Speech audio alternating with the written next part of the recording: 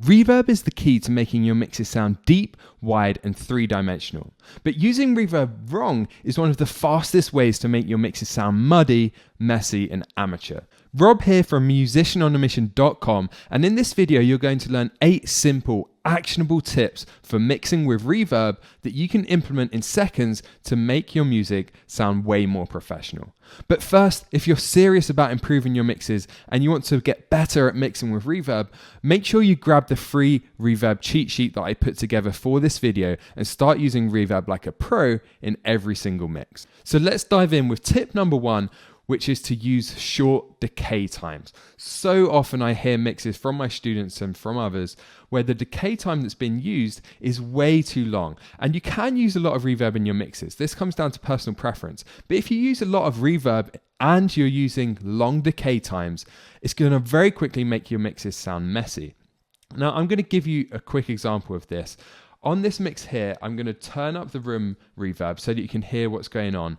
And we're going to start with a reverb time of just 1 second, which is where I like to keep it for a lot of genres. You're going to time this to the tempo of the track. If it's a faster track, you're going to need a shorter decay time. If it's a longer track, you can get away with a nice long reverb. But around 1 second I find works best. Let's have a quick listen to this.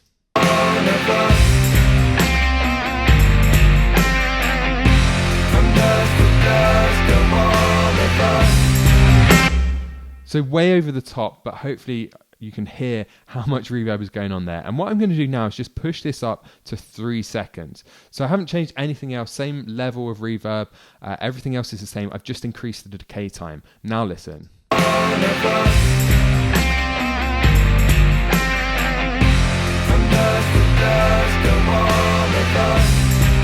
Let's listen to a different section. Leaves on the ground, no difference, no shame. Have you read? So it sounds messy and over the top, and it's starting to really clog up the mix. There's way too much reverb. But now listen, when I just have 1 second, you can actually get away with this high level of reverb if you're using short decay times. Leaves on the ground, no difference, no shame. Let's go back to the other section.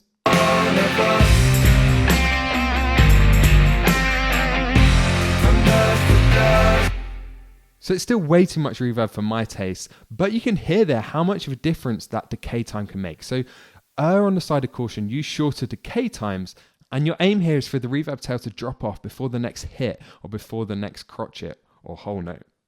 Tip number 2 is to use just one plugin. Have a reverb plugin that is your go-to.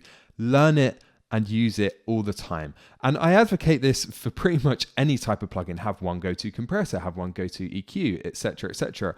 But I think this is even more important with reverb because I find as soon as you start experimenting with different types of reverb, different reverb plugins, it's a real rabbit hole you can fall into. Whereas having your go-to room reverb, I like to use Valhalla Room, and I use this in pretty much every mix. Before I was using Eventide Stereo Room, I decided to move to Valhalla Room just because I was using it more often. It doesn't matter. Whatever plugin you're using, it doesn't really matter. The thing that matters is that you stick to the same one. And I have my go-to room reverb, and this is what I use to create depth and cohesion, and this is what I use on my reverb bus in my mixes. Now, of course, I will use other reverbs. If I want to use a plate reverb, I might use something different. But this is great because I can get a really long, epic reverb sound for an over-the-top creative effect. Or I can just use a 1 second decay chamber or room preset as my general reverb. And that's it. Have your go-to, learn it, stick to it, and that's going to help you to bypass a ton of frustration and wasted time. Tip number 3 is to use your room reverb or your main reverb on a bus. And I know a lot of you will be doing this already, but I want to make sure you're doing this because if you're using a different reverb on every single channel, first of all, that's going to use up your CPU very quickly. If you have reverb here, reverb here, etc., etc. But also having one reverb bus, or at least 2 or 3, helps you to create cohesion in your mixes because you're sending everything to the same space. And then if I just want to add some reverb to the guitars, add some reverb to the backing vocals, all I do is just use a send, and you can see this is going to the room, and I just increase the level. And now if I want to make something sound further away, like the guitars here, I can increase the reverb Or if I want things to sound a bit closer, I can have a bit less. So you can see backing vocals here have got a bit less reverb. And by sending each channel by a varying amount, I can create depth. Now you can only really do that if you have your reverb on a bus, on an effects bus, on an aux bus, whatever you want to call it, whatever it's called in your DAW. So I highly recommend you do that. Tip number 4 is to use less reverb than you think necessary. In the example I just gave you, I turned up the bus loads. I think reverb should have a more subconscious psychoacoustic effect than an obvious audible effect. If we're talking about creating depth and cohesion, of course, there's going to be certain situations where you're using reverb as a creative effect. You want it to be audible. You want to drench the vocals in reverb, something like that. But if you're just using a general room reverb on your mix to add depth, then I actually recommend you keep it quite subtle. And what I'm going to do here is just change this decay time. I'm just going to bring it up a tiny bit.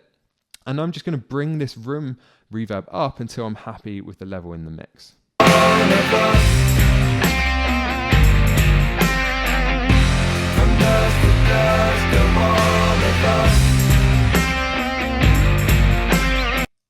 Leaves on the ground, no difference, no shame.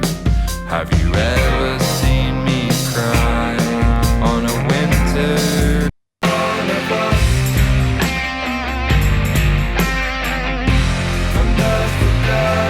So it's pretty subtle. This is without. Just sounds a bit dry. And you can hear there is a bit of reverb going on the guitars. But then when I bring in my main room reverb,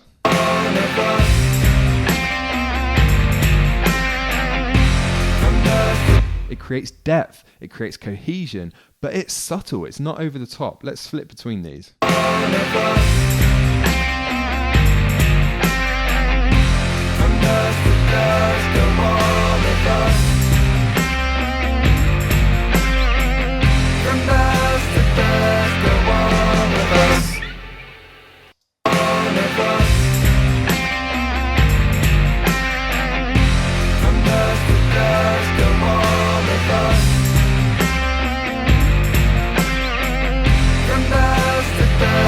So you can hear that's very subtle, but that's all you need in a lot of cases. Tip number 5 is to use delay instead of reverb when appropriate, because you don't want to just rely on reverb all the time for creating space in your mixes. You need to be using delay too. And perfect example of that is on lead vocals. So here we're just at a verse and we're going to solo the lead vocals so that you can hear what's going on with them, because it's mostly delays, not reverb. Dig down and bring it up to show. Help others to be beautiful. Don't forget we're on the ride to home. Nothing you can do to change. So that's all delays. There's no reverb on that vocal. All we've got is a stereo delay with a different time on the left and right. So you can see here I've got delay time on the left, delay time on the right are different. That creates this stereo imaging. And then I've also got a mono delay, which is just a time delay to the track down the middle. So that's all delay. You don't need to use reverb. You can do a similar thing on guitars if you just want to put them back a bit in the mix. Instead of adding reverb to them, just load up a single delay, like an echo, and we just want one repetition so we can turn the feedback right down, and then we can adjust the dry and wet so that there's just a tiny little slap back. Have a listen to this. So if I turn off the reverb, this is without any delay.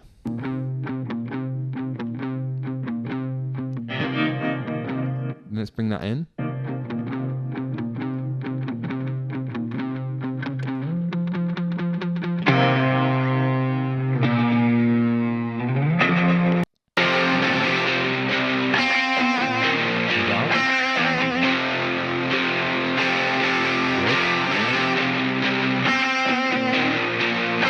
So it's subtle, but it just gives them a sense of space, and also that'll put them a bit further back in the mix too. So don't always just go to reverb. You need to use delay too in your mixes, and you can achieve a lot of the same things with delay. Then tip number 6, if we get rid of that, is to use reverb on your delay sends. So I'm already kind of doing that built into the plugin with the Manny Marroquin delay that I'm using from Waves.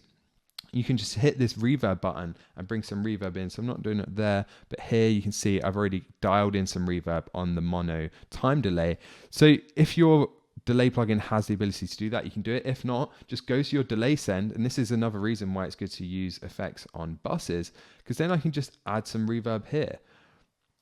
And then I can put in a very small amount of reverb on the delay, and you want to make sure you've got 100% dry, and then just bring up the wet until you're happy. And what that'll do is just sweeten up your delays a tiny bit, help them to sit a bit further back in the mix and feel a bit more cohesive. Tip number 7 is to use pre-delay if you're adding reverb to something that you want to stay up front in the mix. So on this lead vocal here, I actually have a very tiny bit of reverb on the channel itself, using similar settings as the main room reverb. But what I want to do here is use a pre-delay. So I've got a 67 millisecond pre-delay, and what that's going to do is just move the reverb back a bit out the way of the vocal. So the transients of the vocal, the attack of the note, doesn't have any reverb on it. The word starts, and then 67 milliseconds later, which is a very small period of time, but it means that the very attack and the onset doesn't have reverb, and that helps it to cut through the mix a bit more. Let's do a quick comparison here. So this is without any pre-delay. No difference, no shame. And I'm going to bring the mix up some more so you can hear this. Have you ever seen me cry on a winter? Now let's bring in a pre-delay. Thursday, nature is and nature does, but we'll live through. So it just moves the reverb back a bit, moves it out the way of the attack of the notes. And this is great if you do want to put some reverb on your vocal. Just use a pre-delay, 50 milliseconds around there I find tends to work best, or more. And doing that will just help to move the reverb out the way a bit. And you can do the same with guitars or anything else where you want to add reverb to create a sense of space or to add more cohesion, add more depth. But you don't necessarily want to put that part further back in the mix or make it sound messy, and you don't want the reverb to get in the way of that. Just dial in a pre-delay. And then finally, tip number 8 is to make sure you experiment with EQ on your effects sends. Now, this is another huge reason why you want to use your reverb on its own channel like this, because now I can just add an EQ after the reverb, and I can cut out all the bottom end. I can remove some of the mud around the low mids, and then I can experiment with boosting or cutting the highs. Have a listen to this. From the That's boosting the highs, or I can cut them. And that can have quite a big impact on how the reverb sits in the mix.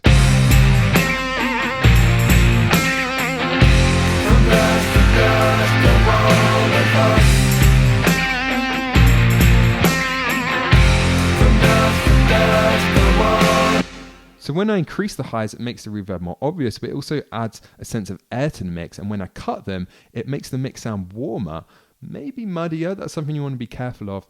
And it also makes the reverb less noticeable. So you can experiment with that too. A lot of reverb plugins now have that built in. So on Valhalla Room, I can actually adjust how the reverb reacts to the low end compared to the high end. And a lot of reverbs will actually have an EQ built in. So we've got a high cut here that I can adjust. But sometimes it's nicer just to load up an EQ. You can see what's going on. It's easier to control the sound of that reverb. So that's it for today. It's important now that you go and actually practice these tips, because if you just have them rattling around in your head, it's not going to make any difference. So I made a cheat sheet for you to download to go through and practice these. And that's also got a ton of valuable information about using reverb. And you can reference that when you're mixing to recap everything here, and loads more tips so that you really can use reverb like a pro, and make sure when you are mixing with reverb, you're making your mixes sound better, deeper, more polished, rather than just making them sound messy and amateur. So that's all from me. Make sure you grab that cheat sheet, and I'll see you next week.